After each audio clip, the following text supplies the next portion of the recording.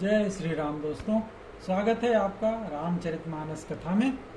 पिछले भाग में हमने देखा था कि भगवान शंकर की अद्भुत बारात की अगवानी कैसे की गई और फिर बाद में नारद जी आए हैं, सबको समझाए हैं और फिर तब जाके फिर सबके मन में संतोष हुआ है और फिर से शादी के विवाह, शंकर जी के विवाह की तैयारी होने लगी। इसके आगे की कथा आज फिर शुरू करते हैं। तब मैं नाहिमवन्तु आनंदे पुनि पुनि पार्वती पद बंदे नारी सुरुष शिशु जुबा सयाने नगर लोग सब अति हर्षाने। नारद जी के वचन सुन करके फिर मैना और हिमवान दोनों आनंद में मग्न हो गए और बार बार पार्वती जी के चरणों की वंदना की। स्त्री पुरुष बालक युवा और वृद्ध नगर के सभी लोग अत्यंत प्रसन्न हो गए कि ये पार्वती जी जो है माँ जगदम्बिका है। लगे हूनपुर मंगल गाना सजे सबहि हाटक घटनाना भांति अनेक भई जवनारा सूप शास्त्र जस कछु व्यवहारा। पूरे नगर में मंगल गीत विवाह के गाए जाने लगे और सबने भांति भांति के सुवर्ण कलश सजाए। पाक शास्त्र में जैसी भी रीति है उसके अनुसार अनेक भांति की जवनार बनी, अर्थात रसोई में खाने बने। सो जेवनार की जाई बखानी बसही भवन जही मातु भवानी सादर बोले सकल बराती विष्णु विरंच देव सब जाति।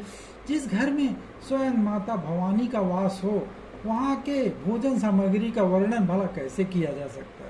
हिमाचल ने आदर पूर्वक सब बरातियों को विष्णु ब्रह्मा और अन्य भांति भांति के देवताओं को बुलवाया। विविध भांति बैठी जवनारा लागे परुषन निपुण सुवारा नारी वृंद सुरजेवत जानी लगी देन गारी मृदुबानी। भोजन करने वालों की बहुत सी पांतें बैठ गई। चतुर रसोइये परोसने लगे।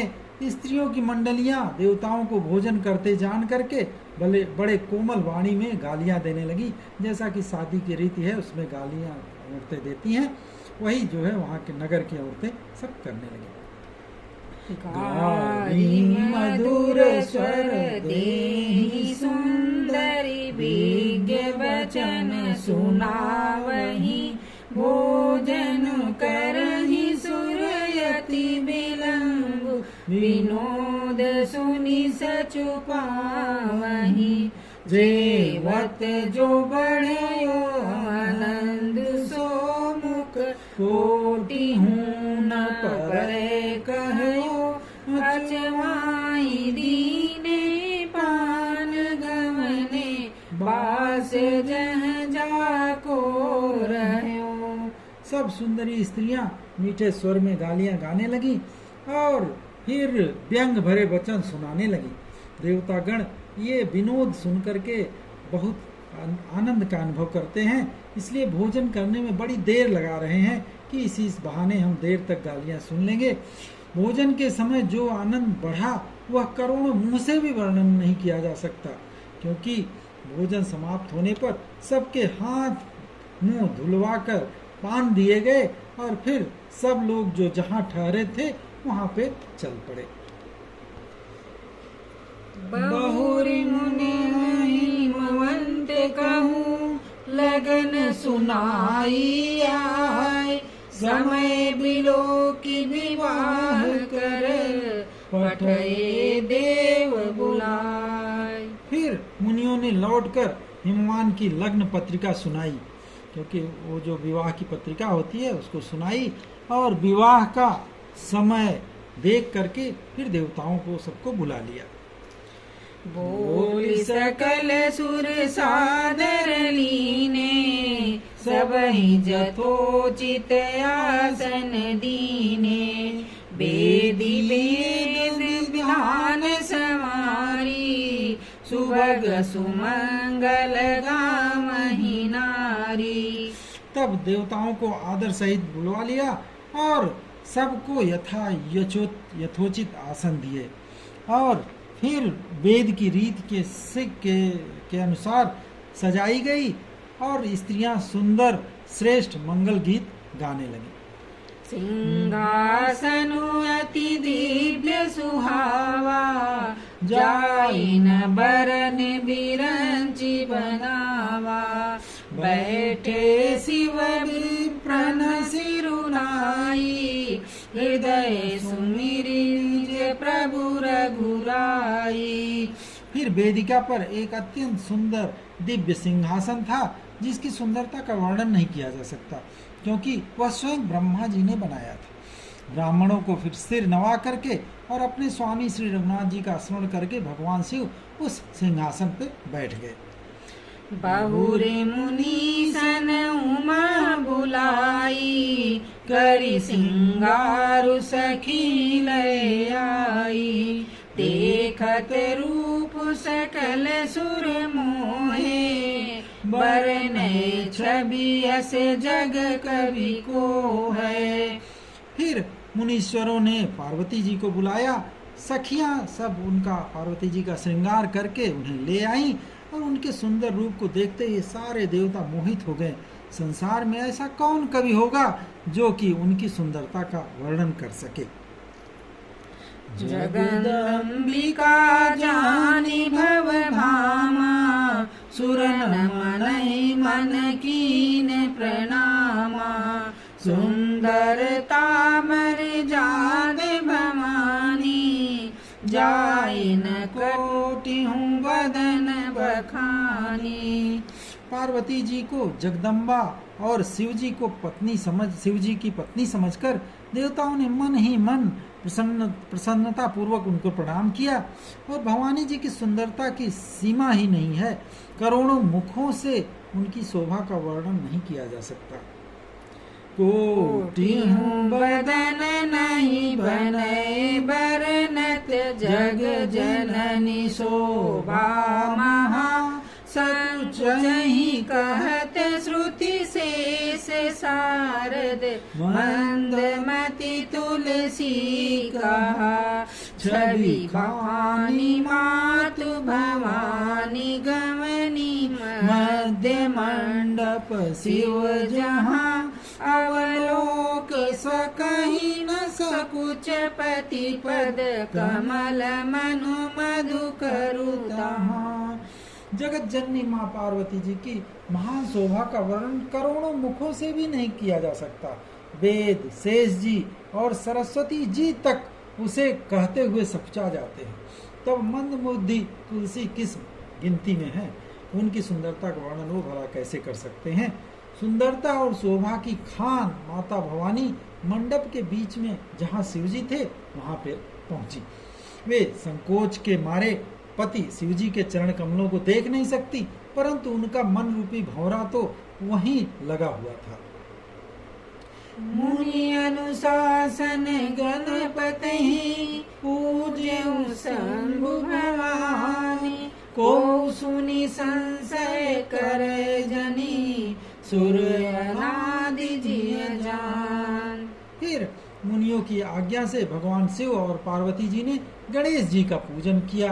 आप लोगों के मन में देवताओं को ऐसा अनादि हैं, वो हमेशा अजन्मा हैं, ऐसा समझिए। अब ये मत समझिएगा क्योंकि गणेश जी शंकर पार्वती के पुत्र थे तो शादी के पहले ही गणेश जी कहाँ से आ गए, ऐसा नहीं है। सभी देवता अजर अमर हैं, तो गणेश जी भी हमेशा से ही हम सर्व संपन्न हैं, हमेशा से ही यहाँ पे विराजमान हैं, तो उनकी पूजा की जाती है। शादी में तो भगवान शिव और पार्वती जी भी उनकी पूजा किए। जसी विवाह के विधि श्रुति गाई, महामुनिन सो सब करवाई। गही गिरीश कुश कन्या पानी, भवई समर्पी जानी भवानी।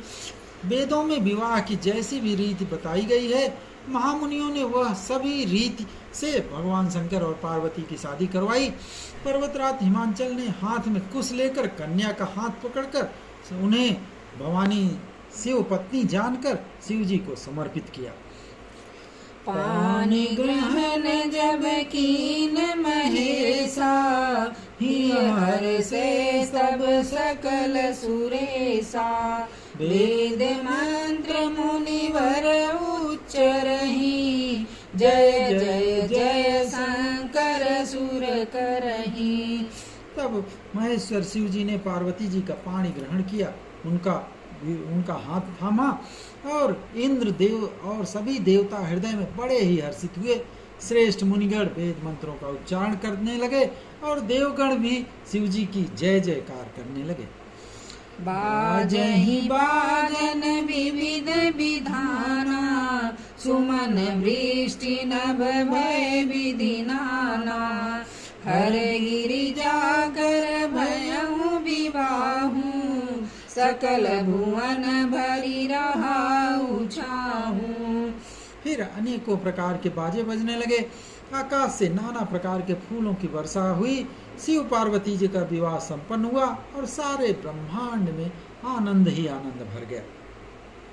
दासी दास तुरग रथ नागा, धेनु बसन मणि वस्तु विभागा।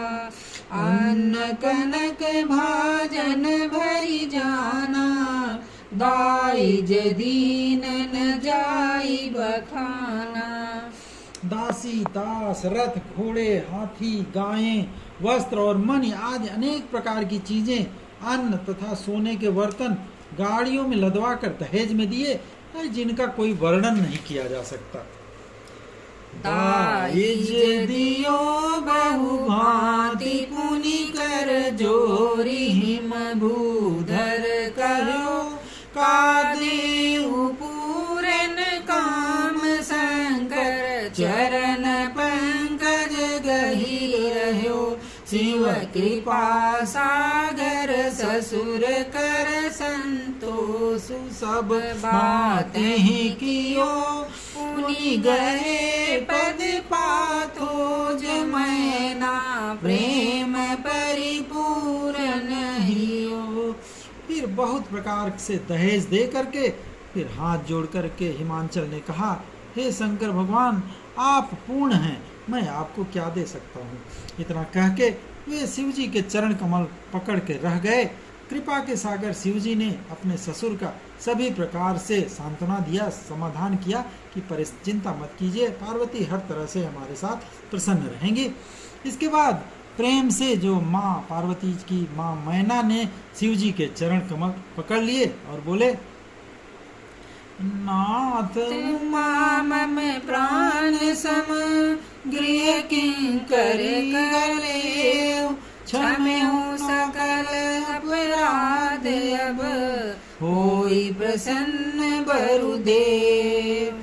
मैना ने चरण कमल पकड़ के भगवान शंकर के कहा, हे नाथ, यह उमा मेरे प्राणों के समान प्यारी है, आप अपने घर की इसको जो है टहलनी बनवा के रहना और इनके सब अपराधों को क्षमा करते रहिएगा।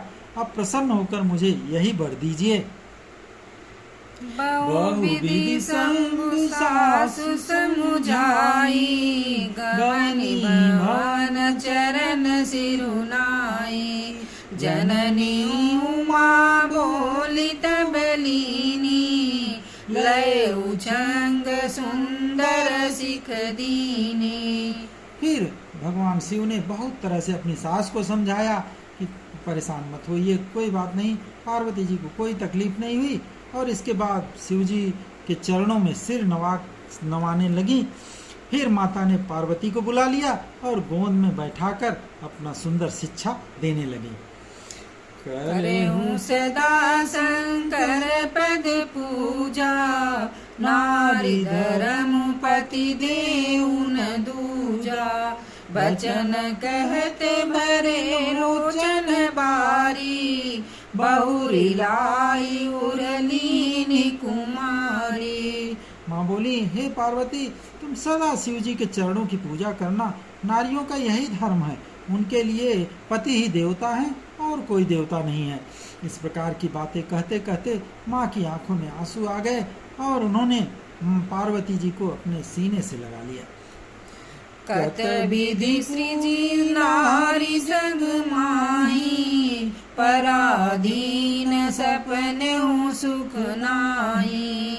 भय अति प्रेम विकल महतारी, धीरज कीने कुसुमय विचारी। फिर मैना बोली, हे ब्रह्मा ने, विधाता ने इस जगत में स्त्री जात को पैदा ही क्यों किया है? क्योंकि वो तो पराधीन हो जाती है, पति के अधीन हो जाती है, और पराधीन को तो सपने में भी सुख आनंद नहीं मिल सकता।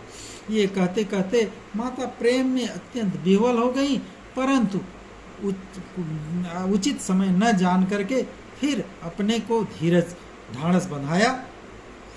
पुनि पुनि मिलती परति गही चरना, परम प्रेम कछु जाई न बरना। सब नारिन मिली भेटी भवानी, जाई जननी उर पुनि लपटानी। मैना बार बार पार्वती जी से मिलती हैं, गले मिलती हैं, फिर उनके चरणों को पकड़ के गिर पड़ती हैं। बड़ा ही प्रेम है, इसका कुछ वर्णन नहीं किया जा सकता है। फिर माँ भवानी पार्वती जी सब स्त्रियों से भेंट करके फिर अपनी माता के हृदय से लिपट गईं। जननी बहुरी मिल चली, उचित आशीष सब काहूँ दई। फिर बिलोकति मातु तन तब, सखी लय शिव पही गई। जाचक सकल संतोषी शंकर, उमा सहित भवन चले। सब अमर हर से सुमन बरसी, निशान नभ बाजे भले। पार्वती जी फिर माता जी से मिल करके चली और सब किसी ने उन्हें उचित आशीर्वाद दिया। पार्वती जी फिर करके माता की ओर देख रही हैं। तब सखियां उन्हें ले करके शंकर जी के पास चली।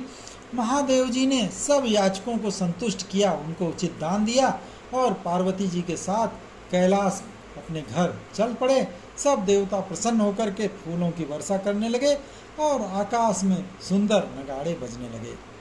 चले संग हिमवंतु तब, पहुँचावन अति हेत। विविध भांति परितोष करी, विदा कीन वृषकेतु। फिर जब शंकर भगवान पार्वती जी के लोग लेके चल पड़े, तब हिमवान जो पार्वती जी के पिता थे अत्यंत प्रेम से शिव जी को पहुंचाने के लिए साथ चल पड़े। और फिर भगवान शिव ने बहुत तरह से उनको संतोष दिलाया और फिर किसी तरह से उनको विदा कराया, जाइए अपने घर। इस तरह से शिव विवाह संपन्न हुआ। आज के लिए बस इतना ही। आगे की कथा फिर अगले भाग में हम पढ़ेंगे। तब तक प्रेम से बोलिए सियावर रामचंद्र की जय, पवन सुत हनुमान की जय, उमापति महादेव की जय, राधावर कृष्ण चंद्र की